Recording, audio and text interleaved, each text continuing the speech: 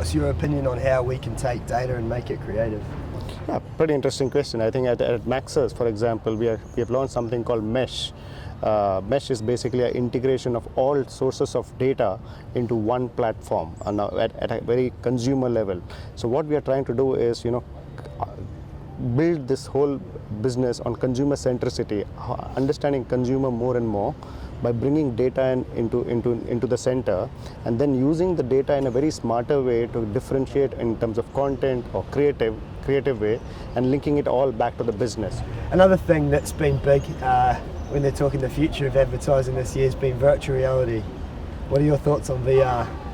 Actually, that's very interesting, and that's actually caught my eye this time a bit more. And I'm attending a lot of sessions on virtual reality, whether it's from Samsung, whether it's from Google, whether it's from Facebook, and I find that pretty interesting in times to come.